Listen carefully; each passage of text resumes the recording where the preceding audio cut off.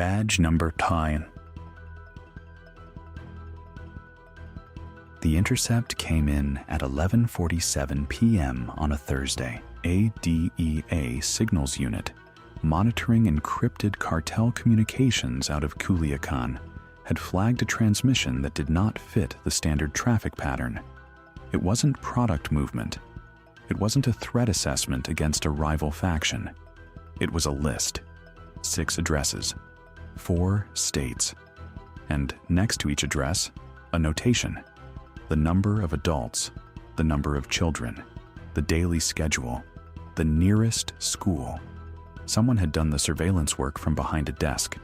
Someone with access to databases that no cartel operative, no matter how well funded, could reach on their own. At the bottom of the transmission was a reference code, an internal federal filing code, the kind used inside the Justice Department's secured case management system. The DEA analyst who decoded the transmission did not sleep that night. She called her supervisor at 12:03 a.m. Her supervisor called the FBI's Internal Affairs Division at 12:19 a.m. And at 12:44 a.m., a duty officer at the US Marshals Service Judicial Security and WITSEC Division received a call that would trigger the largest emergency protective operation the division had run in 11 years. 6 WITSEC families, 19 people, 8 of them children. And the clock, from the timestamp on the cartel transmission to the estimated arrival time of dispatched hit teams, was already running. 36 hours, possibly less. The families had been placed into the witness security program at different times for different cases, all connected to the Sinaloa Cartel's operations across the American Southwest. The oldest placement was 4 years ago. The most recent was 14 months ago. All 6 had testified in federal proceedings. All 6 had been given new identities, new locations, new documentation. All 6 had been told, in the clearest possible terms, that their new lives were invisible to the people who wanted them dead. That was no longer true. The addresses in the cartel transmission were not approximate. They were not neighborhood level or zip code level. They were street addresses, unit numbers, and in 2 cases, specific physical descriptions of the homes, the color of the front door, the type of vehicle in the driveway, the hours the porch light stayed on. This level of detail meant one thing. The source of the leak was not a hacked database. It was a human being who had direct, authorized access to WITSEC placement records. A federal employee, someone inside the system that existed for the sole purpose of protecting these families. The FBI's Internal Affairs Division cross-referenced the filing code from the cartel transmission with their access logs at 1:30 a.m. The code traced to a specific case file accessed 14 months ago. That access event was tied to a single user credential. An FBI special agent assigned to the Southwest Organized Crime Task Force, the exact unit responsible for prosecuting 3 of the 6 WITSEC families' cartel cases. He had a top-secret clearance. He had 12 years of service. He had access to every database the task force used, including the liaison portal through which WITSEC placement records could be queried for active case purposes. He had queried all 6 family records. The first query was 8 months ago. The last was 6 days ago, after the most recent family had been relocated for a second time following what the Marshals had believed was an abundance of caution. The second relocation address was in the cartel transmission. The FBI Internal Affairs supervisor called it in at 2:11 a.m. The agent was currently asleep in his home in Phoenix, Arizona. He had a wife. He had no children. He drove a 3-year-old pickup truck. He had been making $94,000 a year in federal salary. His most recent bank statement, pulled under Emergency Financial Review Authority at 2:45 a.m., showed a pattern of cash deposits over the past 2 years, never more than $9,800 at a time, always under the automatic reporting threshold. Total estimated undisclosed income, $340,000. The cartel had been paying him for at least 26 months. The Marshals Service duty commander convened an emergency operations call at 3 a.m. Friday. They had 19 people to move across 4 states before dawn, if possible, before the hit teams arrived. Without question, the families did not know each other. They had no reason to. Each had been placed in a separate location, under separate identities, in communities chosen for their distance from both the cartel's operational geography and each other. That operation was by design. It meant a breach of one placement, in theory, could not cascade to others. That theory had just been destroyed. The agent had accessed all 6 files. All 6 placements were compromised. The cartel transmission had distributed all 6 addresses simultaneously. The hit teams, the DEA intercept, suggested at least 4 separate units had been activated, with 2 addresses potentially assigned to a single team, were already moving. The Marshal's first priority was a family of 5 in suburban Nevada. 2 adults, 3 children, ages 6, 9, and 14. The 9-year-old had a 7:45 a.m. school bus pickup. In 6 hours and 40 minutes, she would be standing at the end of her driveway, visible, predictable, scheduled. The nearest confirmed cartel hit team, based on vehicle tracking data, the DEA had been passively monitoring for other purposes and now urgently reoriented, was believed to be in Las Vegas. That put them approximately 40 minutes from the Nevada family's address. Whether they had already moved into a surveillance position was unknown. Whether they knew the Marshals had discovered the leak was unknown. Whether the corrupt agent had been tipped off, whether he had any mechanism to alert the cartel that the intercept had been decoded, was the question that was keeping the operations commander awake in a way that no amount of coffee could address. If the agent knew the intercept had been identified, he might call a contact. The cartel might accelerate its timeline. Families that had a 36-hour buffer might suddenly have 4 hours, 2 hours, less. The decision was made at 3:14 a.m. The agent would not be arrested yet. Every instinct in the room pushed toward immediate apprehension. He had betrayed his oath. He had put 19 people's lives in active danger. He had sold the identities of children to an organization that murdered witnesses as standard operational policy. Every person in that room wanted him in handcuffs within the next 30 minutes. But if he was arrested, and if he had any kind of alert protocol with his cartel handler, a check-in that went unanswered, a code word that needed to be spoken, the teams in the field might accelerate, and the Marshals did not yet have a single family secured. Not one. The agent would be kept under covert surveillance. His phones would be monitored in real time.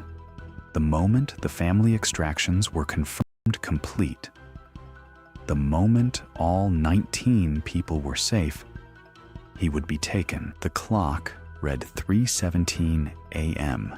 Friday, 32 hours and 43 minutes until the outer edge of the threat window.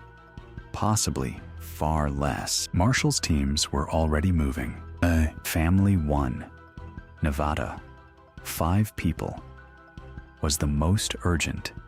The 6-year-old slept through being lifted from his bed. The 9-year-old woke up and immediately asked about her backpack. Her mother held her hand in the back of the transport vehicle and told her school was canceled today. And the girl said okay and went back to sleep against her mother's shoulder. The 14-year-old sat rigid in the front seat and asked the deputy marshal beside him if they were going to be okay. The deputy told him yes. He asked how the deputy knew. The deputy said it was because they were in the car right now, which meant someone had made sure they would be.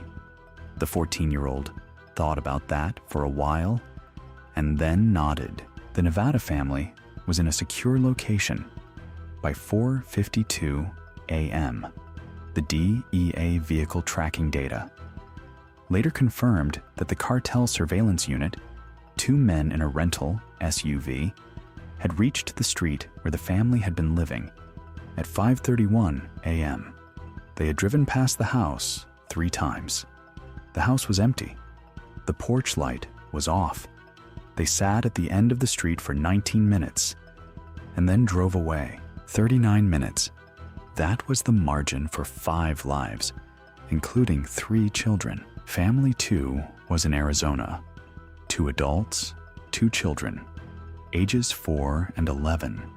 The 4-year-old had a medical condition requiring refrigerated medication, a detail noted in the family's WITSEC file and therefore known to whoever had read it. The deputy assigned to the Arizona extraction had called ahead. The medication was transferred in a cooler bag. The family was moved by 5:20 a.m. Family 3 was the most complicated.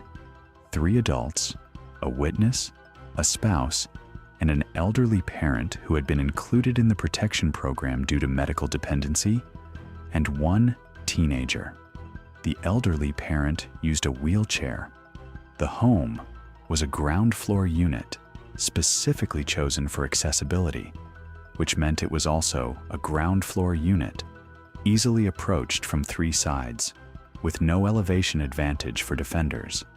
It was, in the operational summary later filed by the deputy commander, exactly the kind of address a surveillance team would love. The extraction team arrived at 4:05 a.m. The elderly parent was awake. She said she heard them coming. She had been awake for an hour, she said, because she had a feeling. The deputy marshal lead said he had no good response to that. They loaded her wheelchair, her oxygen concentrator, 2 bags of medication, and 4 family members into an accessible transport van and had them out of the address by 4:47 a.m. Family 4, 2 adults, 1 infant, 1 child aged 7, was in Colorado. The infant complicated the extraction timeline because the parents needed an additional 5 minutes to assemble feeding supplies the mother said she could not leave without.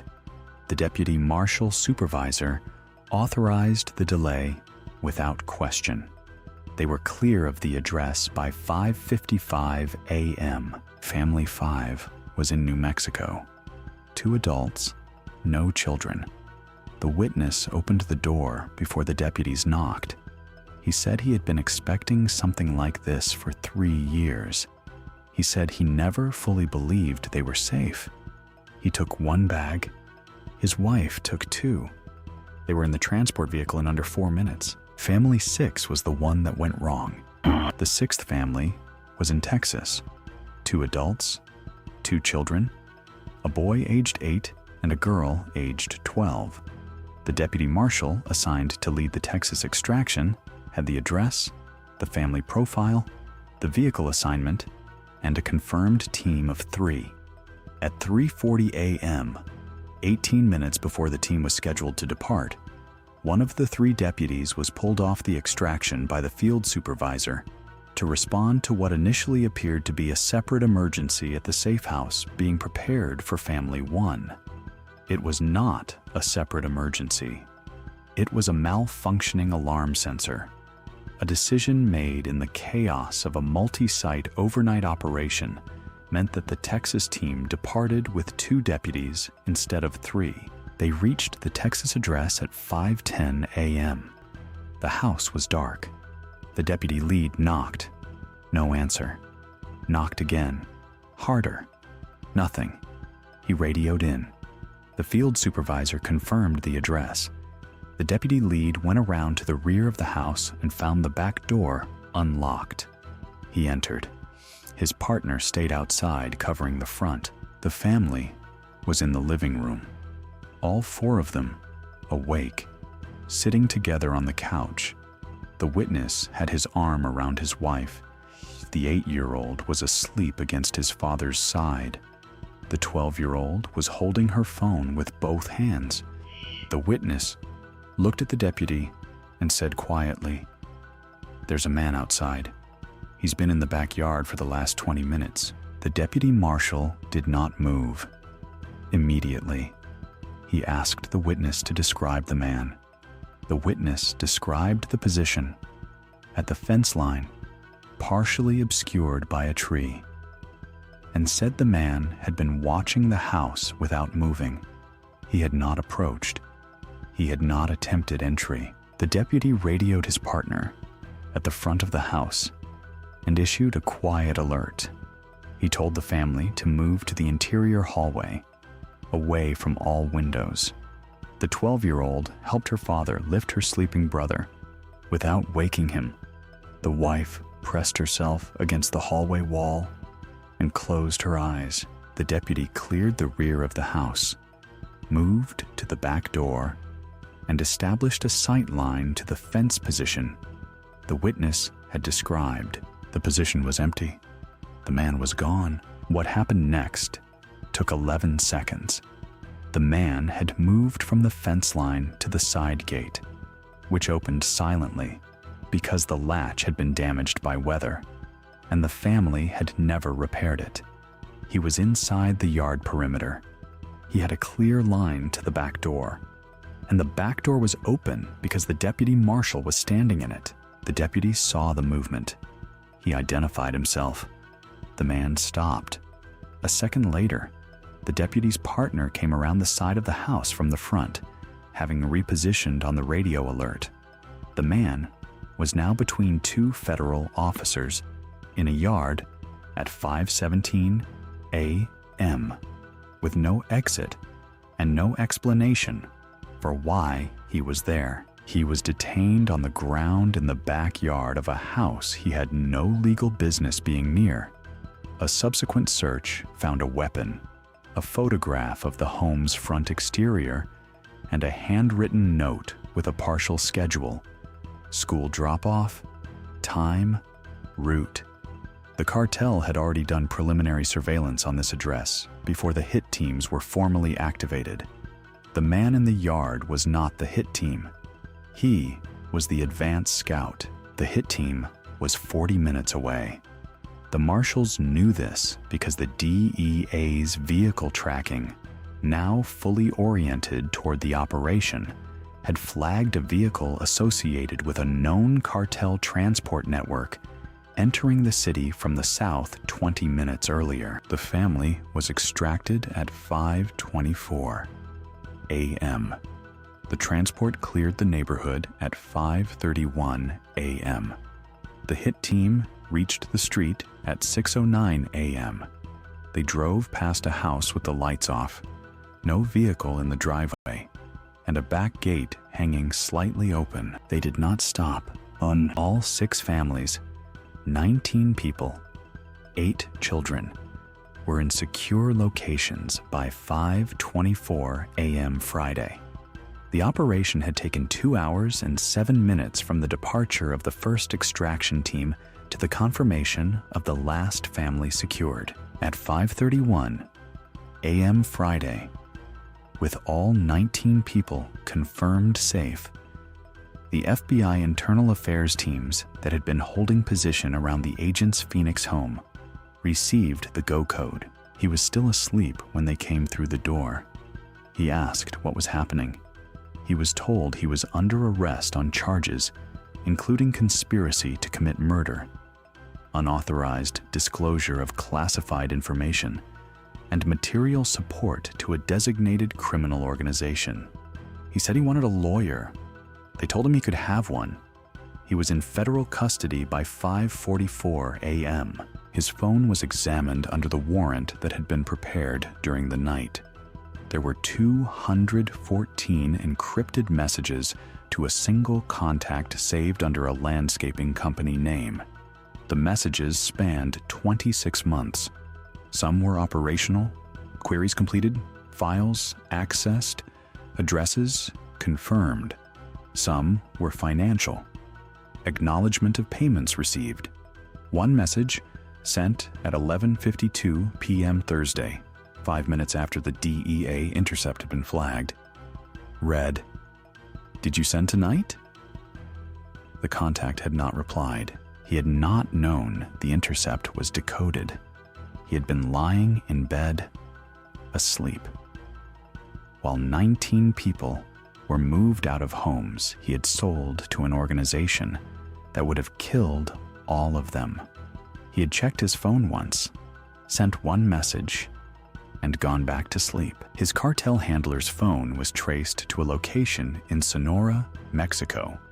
Mexican federal authorities, operating under the Joint Task Force Agreement, activated as part of the overnight operation, detained the handler at his residence at 7:15 a.m. local time.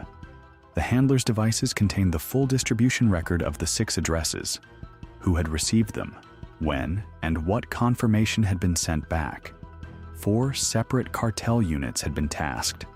All 4 were identified in the device data.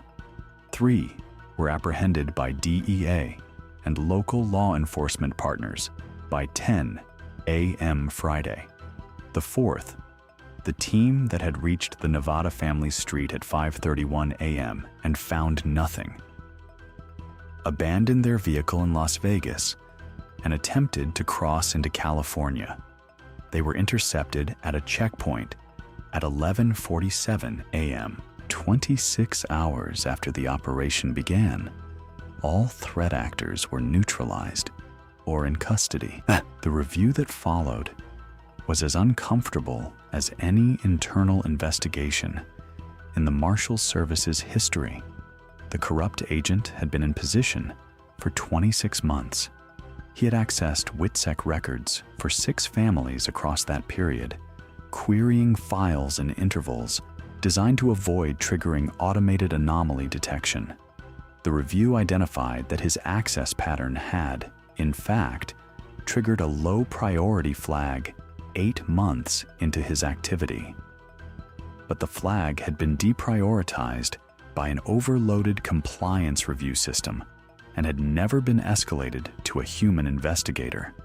Had that flag been reviewed when it was generated, the leak might have been discovered before any family's second relocation address was compromised. The gap between a machine-generated flag and a human being reading it. 18 months. And in those 18 months, an FBI special agent with a federal salary and a top-secret clearance had earned $340,000 from an organization that had used his information to plan the murders of 19 people, including 8 children who had never chosen to be part of any of this. The WITSEC program review that followed examined access protocols for every active placement file. New restrictions were implemented, requiring dual authorization for any query of a relocated family's current address, meaning that no single agent, regardless of clearance level, could access a WITSEC placement record without a second authorized user simultaneously confirming the access. The system that had generated the low-priority anomaly flag was reconfigured to escalate any unusual access pattern to a human reviewer within 72 hours, with mandatory acknowledgement required. The agent was indicted on 41 federal counts. The indictment listed, by count number and family number, each specific breach of trust. The jury that eventually convicted him was sequestered for the duration of the trial. The Marshals handled their security personally, and the alternate timeline is documented in the threat assessment filed after the operation closed. If the DEA analyst had not flagged the intercept, if she had logged it as routine cartel communications and gone to bed, the 6 families would have woken on Friday morning unaware. The Nevada family's 9-year-old would have been at her bus stop at 7:45 a.m. The cartel surveillance unit would have been parked at the end of her street. The hit team, activated and in position, would have had access to an address, a schedule, and no interference.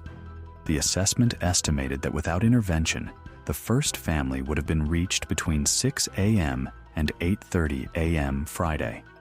The other 5 families would have been reached within the following 12 hours, across 4 states, in a coordinated sequence designed to prevent any single law enforcement response from alerting the other families in time. 19 people, 4 states, 8 children. The assessment does not use the word massacre. Federal operational documents rarely do, but the section titled Estimated Outcomes Without Intervention runs to 4 pages and leaves nothing ambiguous. What the Marshals prevented on the night of Thursday to Friday, in 2 hours and 7 minutes of coordinated extraction across 4 states, was not a single act of violence. It was a coordinated, pre-planned operation funded by a criminal organization and enabled by a federal officer who had sworn to protect the people he sold. What prevented it was a DEA analyst who stayed awake, a filing code at the bottom of an encrypted transmission, and deputies who knocked on 6 doors in the middle of the night and moved 19 people before the people who wanted them dead arrived at their homes. The 9-year-old in Nevada missed her bus. She was in a safe house by 4:52 a.m., and later that morning she asked her mother again about her backpack. Her mother told her they would get a new one. The girl said, "Okay, that is what 39 minutes looks like."